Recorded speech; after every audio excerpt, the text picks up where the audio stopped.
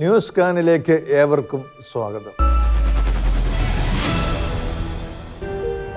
മതനിരപേക്ഷതയും അഭിപ്രായ സ്വാതന്ത്ര്യവും നിലനിൽക്കുന്ന ഇന്ത്യയുടെ തെരുവോരങ്ങളിൽ മതാന്ധതയുടെ വൈരാഗ്യബോധത്താൽ ചിതറി വീഴുകയാണ് പച്ച മനുഷ്യരുടെ ശിരസും കബന്ധങ്ങളും. പോയ ദിനങ്ങളിൽ ആ കാഴ്ചകൾ നമ്മൾ നടുക്കത്തോടെയാണ് കണ്ടത്.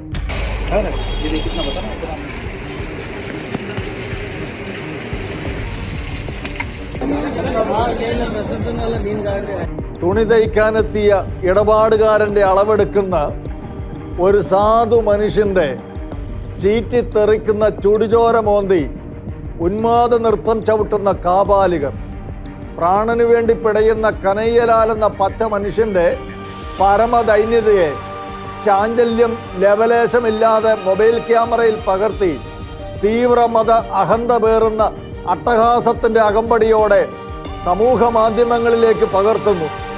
അത്യന്തം ഭയവും അറപ്പും ഉളവാക്കുന്ന അവസ്ഥയ്ക്ക് തയ്യൽ തൊഴിലാളിയായ ഒരു സാധാരണക്കാരൻ ഇരയാകുവാനുള്ള കാരണമെന്താണ്? BJP വക്താവായിരുന്ന നൂപൂർ ശർമ്മയെ പിന്തുണച്ചുകൊണ്ട് സമൂഹ മാധ്യമങ്ങളിൽ പോസ്റ്റിട്ടതോ? അത്തരക്കാരെ സിറിയയിലും നൈജീരിയയിലും ഇസ്ലാമിക സ്റ്റേറ്റ് ഭീകരന്മാർ ഗളച്ഛേദം ചെയ്യുന്നത് പോലെ അറുത്തു മുറിക്കത്തക്ക നിലയിൽ മനുഷ്യത്വം മരവിച്ചു പോയോ ഇന്ത്യയിലെ ഇസ്ലാമിസ്റ്റുകൾക്ക്? സംഭവവുമായി ബന്ധപ്പെട്ട് അറസ്റ്റിലായ റിയാസ് അഖ്താരി, ഗൗസ മുഹമ്മദ് എന്നിവർ പാക് ബന്ധമുള്ള അസൽ തീവ്രവാദികളാണെന്ന് പറയുന്നു. അത് വാസ്തവമെങ്കിൽ നമ്മുടെ കൺമുമ്പിൽ കാണുന്നവരിലും തീവ്രവാദികളുടെ മനസ്സുമായി ജീവിക്കുന്നവരുണ്ടെങ്കിൽ അത് നമ്മുടെ നാടിൻ്റെ അത്യന്തം ഭീകരമായ മറ്റൊരു മുഖമാണ്. മതത്തിൻ്റെ പേരിൽ തെല്ലും മനസാക്ഷിക്കുത്തില്ലാതെ നാട്ടുകാരൻ്റെ കഴുത്തറക്കുന്ന കാപാലിക കൂട്ടമായി മാറുകയാണോ ഇവർ? ഈ ഭീകര സംഘങ്ങൾ തകർത്ത് കളയുന്നത് ഭാരതത്തിൻ്റെ മഹത്തായ പാരമ്പര്യത്തെയാണെന്ന് നാം വിസ്മരിച്ചുകൂടാ. രാജസ്ഥാനിൽ പോലീസ് ഉണർന്ന് 1 മാസം നീളുന്ന നിരോധനാജ്ഞയൊക്കെ പ്രഖ്യാപിച്ചു. പക്ഷേ തന്നെ ഒരുപറ്റം ആളുകൾ പിന്നാലെ നടന്ന് ഭീഷണിപ്പെടുത്തുന്നുവെന്ന് കഴിഞ്ഞ മാസം 15-ന് വധിക്കപ്പെട്ട കനയ്യലാൽ ഇതേ പോലീസിൽ പരാതി നൽകിയിരുന്നു. അന്ന് ഈ പോലീസ് അത് അല്പമെങ്കിലും ഗൗരവമായി പരിഗണിച്ചിരുന്നുവെങ്കിൽ ഒരു കുടുംബം അനാഥമാകില്ലായിരുന്നു. കോൺഗ്രസ് ഭരിക്കുന്ന ഇന്ത്യയിലെ ഏക സംസ്ഥാനമായ രാജസ്ഥാനിലെ പോലീസിൻ്റെ കൃത്യനിർവഹണ ചാതുര്യത്തെ പുകഴ്ത്തിക്കൊണ്ട് പോസ്റ്റിട്ടപ്പോൾ നമ്മുടെ മുൻ ആഭ്യന്തരമന്ത്രി രമേശ് ചെന്നിത്തലയ്ക്ക് ആകെ കൺഫ്യൂഷനായി പോയി. അതുകൊണ്ട് ഒരു തവണ പോസ്റ്റ് ചെയ്തത് രണ്ടാമത്തെ തവണ മാറ്റി പോസ്റ്റ് ചെയ്യേണ്ടതായി വന്നു.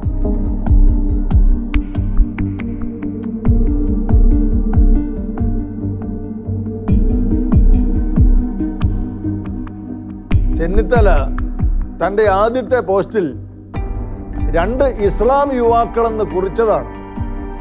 എന്നാൽ രണ്ടാമത്തെ പോസ്റ്റിൽ അത് തിരുത്തി വെറും തീവ്രവാദികൾ എന്ന് മാത്രമാക്കി.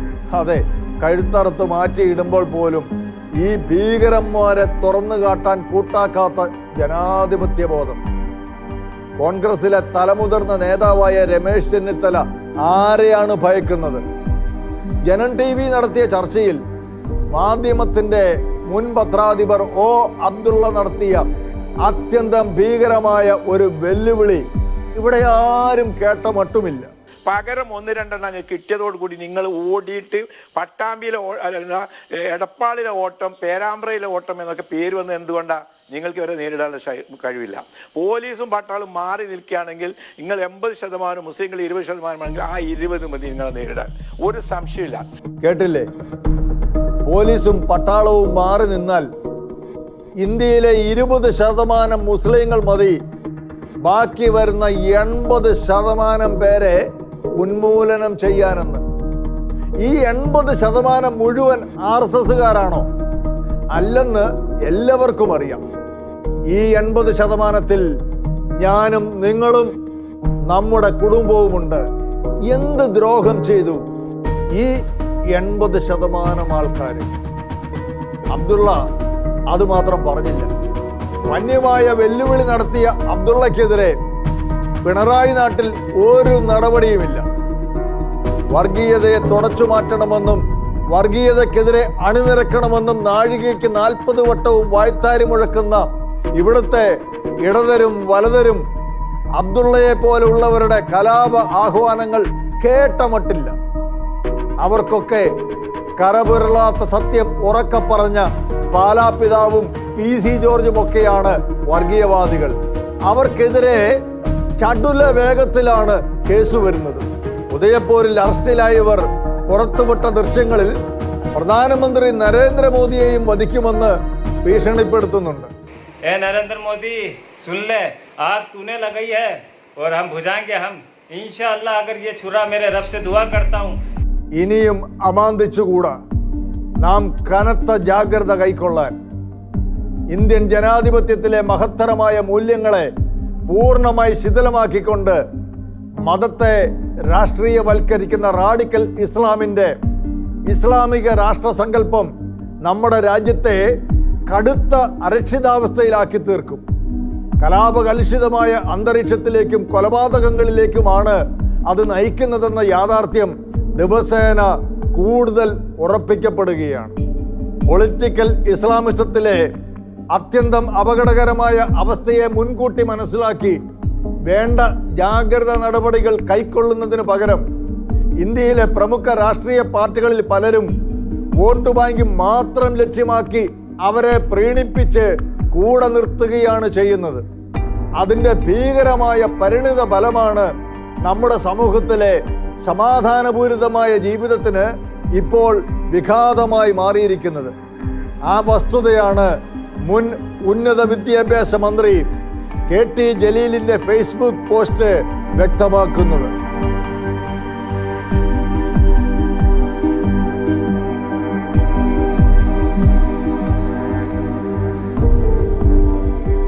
അത്യന്തം ഹീനമായ ഈ കൊലപാതകത്തെ അപലപിക്കാനെന്ന മട്ടിൽ ജലീൽ ഇപ്പോഴും തൻ്റെ ഉള്ളിൽ തികട്ടി നിൽക്കുന്ന പഴയ സിമി വികാരത്തിന് ശമനമായി കനയ്യയുടെ കഴുത്തറുത്ത കാപാലികരെ വെള്ളപൂശുന്ന ഗൂഢാലോചന സിദ്ധാന്തവുമായിട്ടാണ് പോസ്റ്റിട്ടിരിക്കുന്നത്.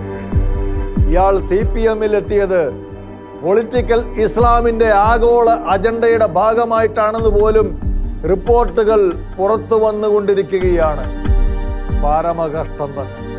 ഇനിയും മതഭ്രാന്ത് തലയ്ക്ക് പിടിച്ചിട്ടില്ലാത്ത ഒരുപറ്റം പ്രബുദ്ധരായ ജനങ്ങൾ ഇന്ത്യയിലുണ്ടെന്നതാണ് ഈ ദുരവസ്ഥയിലും പ്രതീക്ഷാനിർഭരമാകുന്നത്. മറ്റ് മതങ്ങളെ ബഹുമാനിക്കാനും അതിൻ്റെ നല്ല വശങ്ങളെ ഉൾക്കൊള്ളുന്നവരുമായ ആ ജനസമൂഹമാണ് ഇന്ത്യൻ ജനാധിപത്യത്തിൻ്റെ കരുത്ത്. അതിതീവ്രമായ മതബോധം പേറുന്നവർ അതിന് പലപ്പോഴും കളങ്കം തീർക്കുന്നുവെങ്കിലും ആത്മസംയമനത്തിലും സഹിഷ്ണുതയിലും ഊന്നി നിൽക്കുന്ന സമാധാനപൂരിതമായ ഒരു സമീപനമാണ് നാം ഇവിടെ അനുവർത്തിക്കേണ്ടത്. കനയ്യലാലിൻ്റെ കൊലപാതകത്തെ അപലപിക്കുമ്പോഴും രാജസ്ഥാനിലും ഉദയപൂരിലും തുടർ സംഘർഷങ്ങളില്ലാത്ത ഒരു സമാധാനപൂരിതമായ അന്തരീക്ഷം സംജാതമാകട്ടെ എന്ന് നമുക്ക് പ്രാർത്ഥിക്കാം.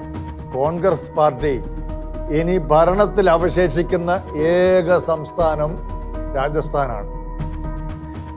ഈ കൊലപാതകത്തിലൂടെ അതിൻ്റെ കാര്യത്തിലും ഏറെക്കുറെ തീരുമാനമാകും എന്ന് പ്രതീക്ഷിക്കാം.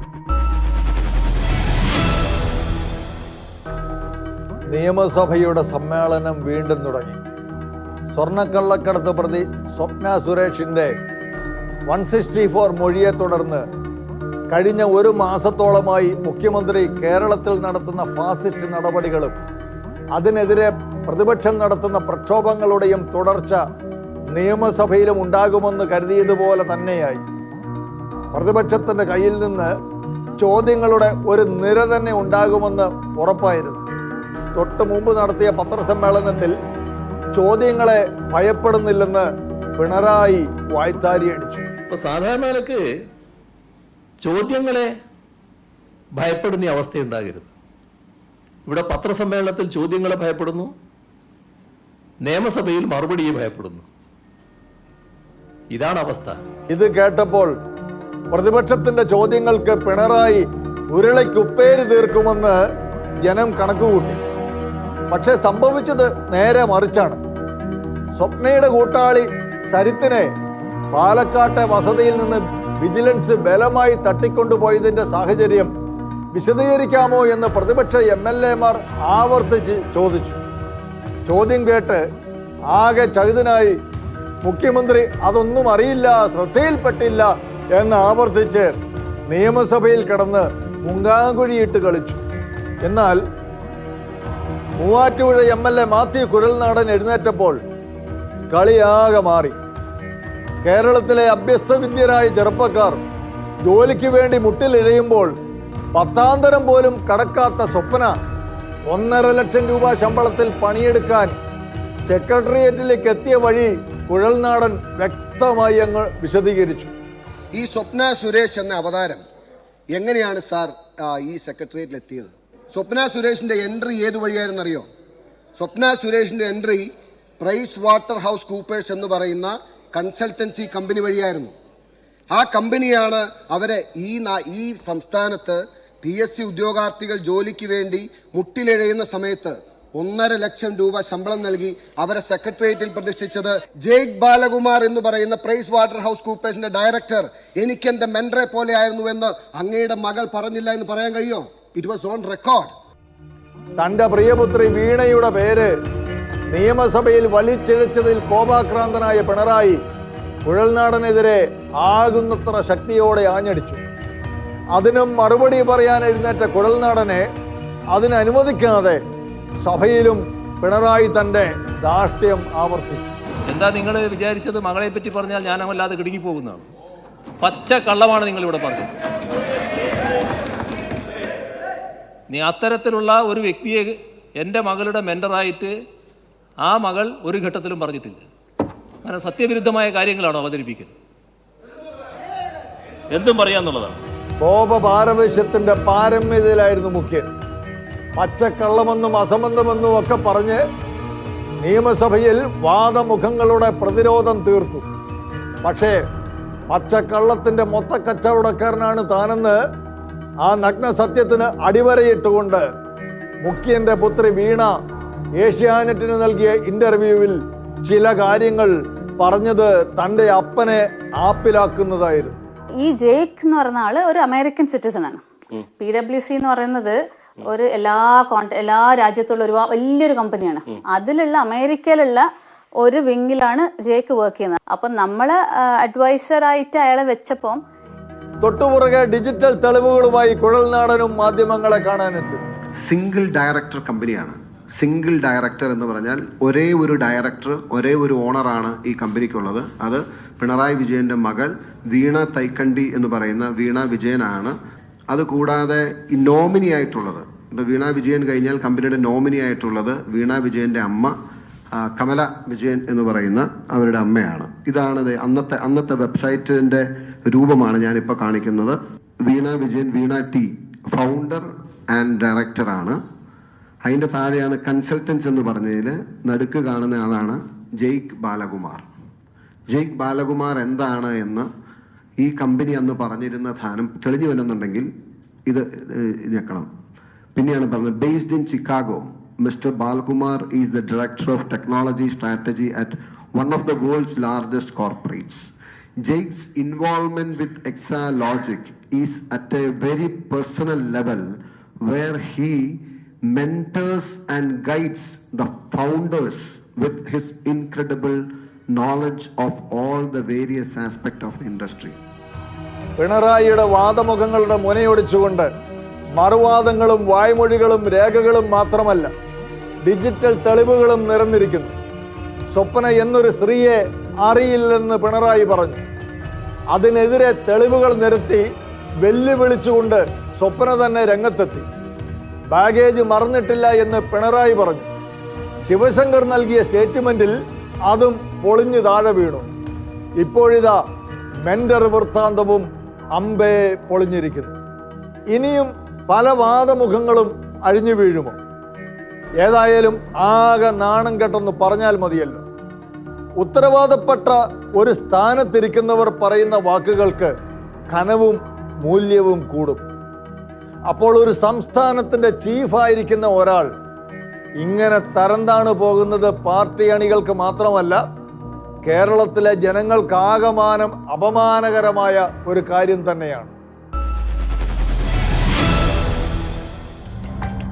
3 പതിറ്റാണ്ടുകൾ നീണ്ടുനിന്ന നിയമ പോരാട്ടങ്ങളുടെയും വാദഗതികളുടെയും വിചാരണകളുടെയും ഒടുവിൽ കേവലം ഒരു കള്ളന്റെ അങ്ങേയറ്റം വൈരുദ്ധ്യം നിറഞ്ഞ മൊഴികളുടെ മാത്രം അടിസ്ഥാനത്തിൽ ഫാദർ തോമസ് കോട്ടൂരിനെയും സിസ്റ്റർ സെഫിയെയും CBI കോടതി ജീവപര്യന്തം ശിക്ഷയ്ക്ക് വിധിച്ചു.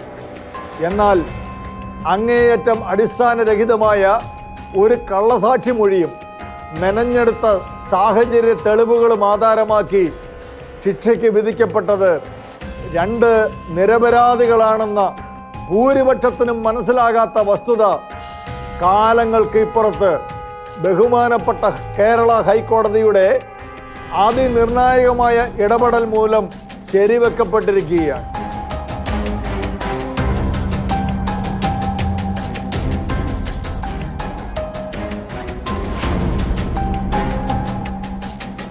കേസിൽ ശിക്ഷിക്കപ്പെട്ട ഫാദറിനും സിസ്റ്റർക്കുമെതിരെ CBI സമർപ്പിച്ച അമ്പേ ദുർബലമായ തെളിവുകളെ വിധിയിൽ കോടതി തള്ളിപ്പറഞ്ഞു. ജാമ്യം നൽകിക്കൊണ്ടുള്ള വിധിക്കെതിരെ CBI കോടതി അപ്പീലിനൊട്ട് പോയതുമില്ല.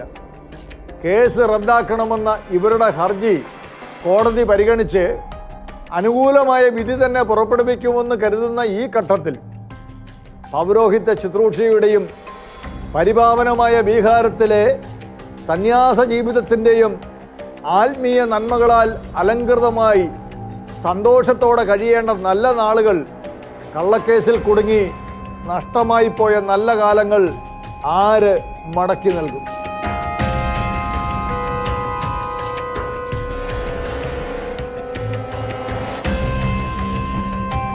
കഴിഞ്ഞ വർഷം സത്യമെന്തെന്നറിയാത്ത ജനക്കൂട്ടത്തിൻ്റെ ആരവത്തിൻ്റെ അകമ്പടിയിൽ ജയിലിലേക്ക് പോകുമ്പോൾ കുറ്റം ചെയ്തിട്ടില്ല, ദൈവത്തിലാണ് എൻ്റെ വിശ്വാസമെന്ന് ഊന്നിപ്പറഞ്ഞ ഫാദർ തോമസ് കോട്ടൂർ ദൈവത്തിൻ്റെ കരസ്പർശമുള്ള ഹൈക്കോടതിയുടെ വിധിയിൽ അതിൻ്റെ പിൻബലത്തിൽ ജാമ്യം നേടി ജയിലിൽ നിന്ന് ഇറങ്ങുമ്പോഴും അദ്ദേഹം തനിക്കേറെ പ്രിയങ്കരമായ സങ്കീർത്തനം ഉരുവിട്ട് ഭൂതകാലത്തിൻ്റെ വേദനകളെ അതിജീവിക്കുന്നത് ഏറെ ഹൃദയസ്പർശിയായിരുന്നു. എനിക്കൊന്നും അറിയാൻ പറ്റില്ല, ദൈവം നോക്കിക്കോളൂ എൻ്റെ കാര്യം. കർത്താവ് എൻ്റെ ഇടയിലാണെന്ന് എനിക്കൊന്നിനും ബുദ്ധിമുട്ടുണ്ടാവുകയില്ല. 1000 കുറ്റവാളികൾ രക്ഷപ്പെട്ടാലും ഒരു നിരപരാധി പോലും ശിക്ഷിക്കപ്പെടരുത് എന്ന ആപ്തവാക്യത്തിൻ്റെ അടിസ്ഥാനത്തിൽ കുറ്റവാളികൾക്ക് രക്ഷപ്പെടാൻ പഴുതുകളേറെയുണ്ട്. എന്നാൽ നിരപരാധികൾ ശിക്ഷിക്കപ്പെടുന്നത് ഇതുപോലെ ചമച്ചെടുത്ത തെളിവുകൾ അംഗീകരിക്കപ്പെടുമ്പോഴാണ്. ഇവിടെ ഈ വൈദിക ശ്രേഷ്ഠൻ്റെയും കന്യാസ്ത്രീയുടെയും നിരപരാധിത്വത്തിന്മേൽ ഈ സമൂഹം ചാർത്തിയ ക്രൂരതകൾക്ക് ആര് പ്രായശ്ചിത്തം ചെയ്യും? ഈ വിഷയത്തിൽ ഷെക്കേന ബിഗ് ഡിബേറ്റിൽ പങ്കെടുത്തുകൊണ്ട് ഫാദർ ടോം ഓലിക്കരോട്ട് നടത്തിയ ശ്രദ്ധേയമായ നിരീക്ഷണം കേൾക്കുക. ഈ ഒരു വിഷയത്തിൽ ഞാൻ വിശ്വസിക്കുന്നത് നമുക്ക് ഉറപ്പിച്ചു പറയാവുന്ന ഒരു കാര്യം, ഇവിടെ ഒരു കൊലപാതകം നടന്നു എന്നാണ്. അത് പൊതുസമൂഹം വിശ്വസിക്കുന്നത് പോലെയും സഭയുടെ എതിർപക്ഷത്തുള്ള ആളുകൾ വിശ്വസിക്കുന്നത് പോലെയും CBI വിശ്വസിപ്പിക്കാൻ പരിശ്രമിക്കുന്നത് പോലെയും സിസ്റ്റർ അഭയ അല്ല ഇവിടെ കൊല ചെയ്യപ്പെട്ടിട്ടുള്ളത്. മറിച്ച് നീതിയും മാനുഷ്യാവകാശങ്ങളും മനുഷ്യന്റെ അന്തസ്സും മൃഗീയമായിട്ട് അതിദാരുണമായിട്ട് കൊല ചെയ്യപ്പെട്ട കേസാണ് സിസ്റ്റർ അഭയയുടെ കേസ്. ഒരു കോടതിക്കും ഒരു അന്വേഷണത്തിനും വ്യക്തമായി തെളിയിക്കാൻ പറ്റാത്ത ഒരു മരണം. എന്നാൽ അതിനേക്കാളൊക്കെ നമ്മളെ സങ്കടപ്പെടുത്തുന്നത് 3 മനുഷ്യരുടെ മേൽ അവർക്ക് കൊടുക്കാവുന്ന ഏറ്റവും അങ്ങേയറ്റത്തെ അപമാനം, ഏറ്റവും അങ്ങേയറ്റത്തെ മനുഷ്യാവകാശ ധ്വംസനങ്ങൾ അരങ്ങേറിയിട്ട് നീതിയെ അതിദാരുണമായിട്ട് കൊല ചെയ്യപ്പെട്ട മനുഷ്യന്റെ അന്തസ്സിനെയും മാനുഷിക മൂല്യങ്ങളെയും മൃഗീയമായിട്ട് കൊല ചെയ്യപ്പെട്ട ഒരു കേസാണിത്. അപ്പോൾ അതുകൊണ്ട് തന്നെ ഈ കേസിനെ കുറിച്ച് ഇവിടെ ഇത് അവസാനിപ്പിക്കുകയല്ല കേരളത്തിലെ ക്രൈസ്തവ സമൂഹം ചെയ്യേണ്ടത് എന്നാണ് എൻ്റെ പക്ഷം. ഇതിൽ ജസ്റ്റിസ് ഹേമയുടെ വിധിന്യായത്തിന്റെ അവസാന വാചകം അവരെഴുതി വെച്ചിരിക്കുന്നത് വിഖ്യാതമായ റോമൻ നിയമപുസ്തകത്തിലെ ആപ്തവാക്യമാണ്, റുവാത്ത് ചേലും ഫിയാത്ത് യുസ്തീസിയ. ആകാശം ഇടിഞ്ഞു വീണാലും നീതി നടപ്പാകണം. നീതി നടപ്പാകണം എന്നുള്ള ഒരു പ്രതിജ്ഞാബദ്ധത ഞാൻ വിചാരിക്കുന്നു കേരളത്തിൽ ഇന്ന് ജീവിച്ചിരിക്കുന്ന ക്രൈസ്തവ സമൂഹത്തിന് അവർ വിശ്വസിക്കുന്ന സുവിശേഷ പ്രതി ഉണ്ടെങ്കിൽ ഈ കേസിന്റെ സത്യാവസ്ഥ വെളിയിൽ കൊണ്ടുവരാൻ ഈ സഭാ സമൂഹം, വിശ്വാസികളുടെ സമൂഹം ഒരുമിച്ച് നിന്ന് പോരാടുമെന്നുള്ളതാണ്. മാധ്യമ വിചാരണകളുടെ ഈ കാലത്ത് സഭ വളരെയധികം ജാഗ്രതയും സൂക്ഷ്മതയും പുലർത്തേണ്ടിയിരിക്കുന്നു.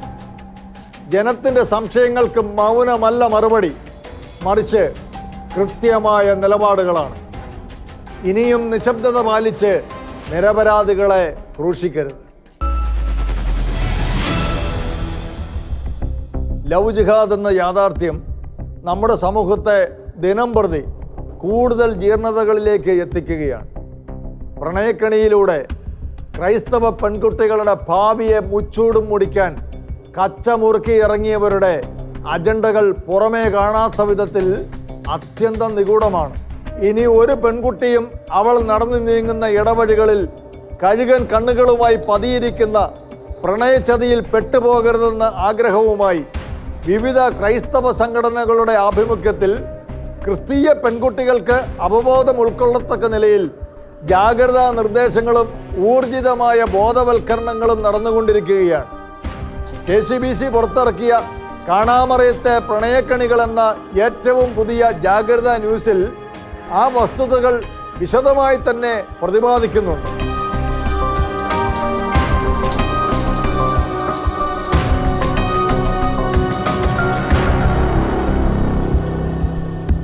കേരളത്തിൻ്റെ പശ്ചാത്തലത്തിൽ ലവ് ജിഹാദ് എന്ന വാക്ക് ഉപയോഗിക്കപ്പെടുന്നത് മുസ്ലിം മതഗ്രന്ഥങ്ങൾ നൽകുന്ന നിർവചനമല്ലെന്ന് ലേഖനത്തിൽ വിശദീകരിക്കുന്നു. ഇസ്ലാമിസ്റ്റുകളുടെ തന്ത്രങ്ങളും പ്രവർത്തന രീതികളും തിരിച്ചറിഞ്ഞവരും അത്തരം തീവ്രവാദ പ്രവർത്തനങ്ങളാൽ സഹികെട്ടവരും കൊടുത്ത നിർവചനമാണ് അതിനുള്ളത്. മറ്റുള്ളവരെ ഇല്ലാതാക്കാനും തോൽപ്പിക്കാനും തകർക്കാനും അവർക്കുള്ളതെല്ലാം പിടിച്ചെടുക്കാനും ഇസ്ലാമിസ്റ്റുകൾ നടത്തുന്നതെല്ലാം സാധാരണ മനുഷ്യരുടെ കണ്ണിൽ ജിഹാദാണ്. തോക്കും ബോംബും വാളും ഉപയോഗിച്ച് അമുസ്ലിങ്ങളെ കൊന്നൊടുക്കി ദേശങ്ങൾ പിടിച്ചെടുക്കുന്നതും കുതന്ത്രങ്ങൾ മെനഞ്ഞ് ബിസിനസ് പിടിച്ചെടുക്കുന്നതും കള്ളപ്പണമൊഴുക്കി ഭൂമി കൈയടക്കുന്നതും മയക്കുമരുന്ന് സുലഭമാക്കി യുവജനങ്ങളെ മുഴുവൻ അടിമകളാക്കി തകർക്കാൻ നോക്കുന്നതും മാത്രമല്ല, പറഞ്ഞു മയക്കിയും കെണികളിൽ പെടുത്തിയും ഭീഷണിപ്പെടുത്തിയും പെൺകുട്ടികളെ വശത്താക്കുന്നതിനെയും ജിഹാദ് എന്ന് തന്നെ മലയാളികൾ വിളിക്കുമെന്നും ലേഖനം ചൂണ്ടിക്കാട്ടുന്നു.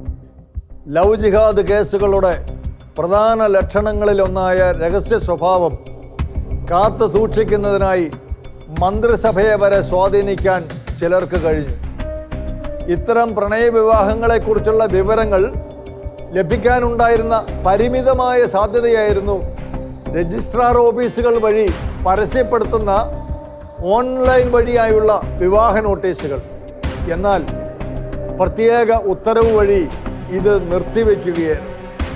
പ്രണയം മൂലമല്ലാതെ ഇസ്ലാം മതം സ്വീകരിക്കുന്നവർ കണക്കുകൾ പ്രകാരം വളരെ അപൂർവമാണെന്നിരിക്കെ കേരളത്തിലെമ്പാടും മതപഠന കേന്ദ്രങ്ങൾ സ്ഥാപിക്കപ്പെട്ടിരിക്കുന്നതിന് പ്രണയവിവാഹങ്ങളുമായി ബന്ധമുണ്ട്.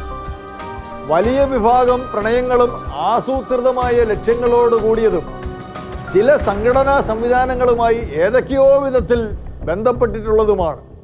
അതിൻ്റെ സൂചനയാണ് മതപരിവർത്തനത്തിനുള്ള ഇത്തരം വ്യാപക സംവിധാനങ്ങൾ നൽകിക്കൊണ്ടിരിക്കുന്നത്.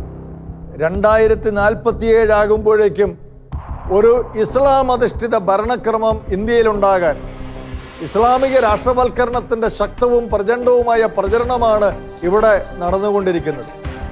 അതിന് അവർ അവലംബിക്കുന്ന പലതരം ജിഹാദി മാർഗങ്ങളിൽ പ്രധാനപ്പെട്ട ഒന്നാണ് ലവ് ജിഹാദ്. നമ്മുടെ സമൂഹത്തിൽ നിന്നും തിരിച്ചറിവില്ലാത്ത ചില പെൺകുഞ്ഞുങ്ങൾ ഈ ദൗർഭാഗ്യകരമായ അവസ്ഥയ്ക്ക് കീഴടങ്ങിപ്പോയിട്ടുണ്ടെങ്കിലും ഇനിയും അത് ആവർത്തിക്കപ്പെടാതിരിക്കാൻ മാതാപിതാക്കൾക്കും സഭയ്ക്കും സമൂഹത്തിനുമുള്ള നിർദ്ദേശങ്ങളാണ് ജാഗ്രതാ ന്യൂസ് മുൻപോട്ട് വയ്ക്കുന്നത്. അത്യന്തം ഗൗരവമായി ക്രൈസ്തവ സമൂഹം ഇത് പഠിക്കേണ്ടതും ചർച്ച ചെയ്യേണ്ടതുമുണ്ട്. കാരണം ക്രൈസ്തവ യുവാക്കളുടെ ഇടയിലും ഇപ്പോഴും ലവ് ജിഹാദ് ഇല്ല എന്ന് ഊന്നിപ്പറഞ്ഞുകൊണ്ട് ഇസ്ലാമിസ്റ്റുകളോട് മൃദു സമീപനം വെച്ചു പുലർത്തുന്നവരുണ്ട്. ട്രൂത്ത് ഫൈറ്റേഴ്സ് ലവ് ജിഹാദിലെ കപടതകളെ മറനീക്കി കാണിക്കാൻ അവർ നടത്തിയ ക്ലബ് ഹൗസ് ചർച്ചയിൽ കാസ പ്രസിഡന്റ് കെവിൻ പീറ്റർ ഈ വസ്തുത വ്യക്തമായി തന്നെ വിശദീകരിച്ചു. അപ്പം ഞാനൊരു കഥ ഇന്ന് പറയാം.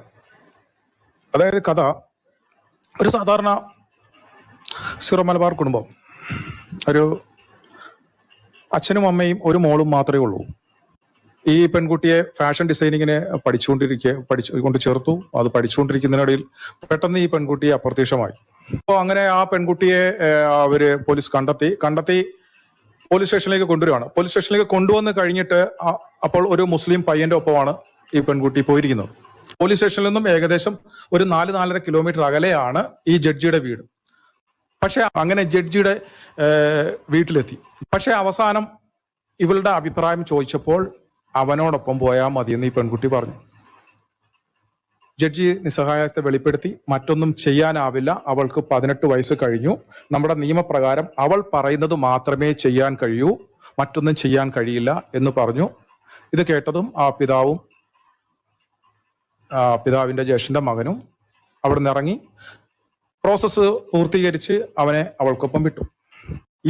ഈ പിതാവിന്റെ കുടുംബത്തിന് ഉണ്ടായ ആ ഒരു ദുരന്തം മറ്റൊരു കുടുംബത്തിന് ഉണ്ടാകരുത് എന്ന് കരുതിക്കൊണ്ട് അയാൾ ഫൈറ്റ് ചെയ്യാൻ തീരുമാനിച്ചു. നിങ്ങൾ ഇപ്പോൾ കേട്ട ഈ ദുരന്ത കഥയിലെ കേന്ദ്ര കഥാപാത്രം ആ പിതാവ് മറ്റാരുമല്ല, ഞാൻ തന്നെയാണ്. തൻ്റെ ഏക മകൾക്ക് ഉണ്ടായ ദൗർഭാഗ്യകരമായ ഈ അവസ്ഥയിൽ മനം നൊന്ത് വേദനിച്ച ഒരു പിതാവ് എന്ന നിലയിൽ ഇനി ഒരു പെൺകുഞ്ഞിനും ഇതുപോലെ ഒരു അവസ്ഥ ഉണ്ടാകരുതെന്ന്, അങ്ങനെ ഒരു സാഹചര്യമുണ്ടായാൽ ഏതറ്റം വരെ പോകാനും തയ്യാറായിക്കൊണ്ടാണ് കാസ എന്ന സംഘടനയ്ക്ക് കെവിൻ പീറ്റർ രൂപം നൽകിയത്. അടുത്ത ഒരു പെൺകുഞ്ഞുകൂടി ചതിയിൽപ്പെട്ട് പോകുന്നതിന് മുമ്പ് കനത്ത ജാഗ്രത നമ്മളും കൈക്കൊള്ളേണ്ടതാണ്. കേരളത്തിലെ ക്രൈസ്തവ സമുദായത്തിന് ഏറെ അവമതിപ്പുളവാക്കിയ സംഭവമാണ് തലശ്ശേരി അതിരൂപതയിൽപ്പെട്ട യുവ വൈദികനായ ഫാദർ മാത്യു മുല്ലപ്പള്ളി തൻ്റെ പൗരോഹിത്യ ജീവിതം ഉപേക്ഷിച്ച് സോഷ്യൽ മീഡിയയിലൂടെ പരിചയപ്പെട്ട ഇതര മതസ്ഥയും 2 പെൺകുട്ടികളുടെ അമ്മയുമായ ഒരു സ്ത്രീയുമായി ക്ഷേത്രത്തിൽ വെച്ച് വിവാഹം കഴിച്ചത്.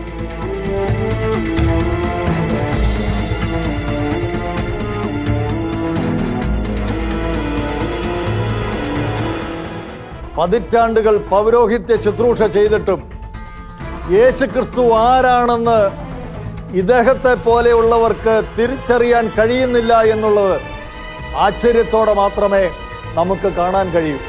ഈ സംഭവത്തിന് മുമ്പും സമാനമായ ചില പ്രവൃത്തികളിൽ ഇദ്ദേഹം ഏർപ്പെട്ടിരുന്നതിൻ്റെ തെളിവുകൾ പുറത്തു വന്നിട്ടും ഇയാൾക്കെതിരെ തക്കതായ ഒരു നടപടിയും സ്വീകരിക്കാതിരുന്ന സഭാ നേതൃത്വത്തെയാണ് ചില ഓൺലൈൻ മാധ്യമങ്ങൾ പ്രതിക്കൂട്ടിൽ നിർത്തുന്നത്.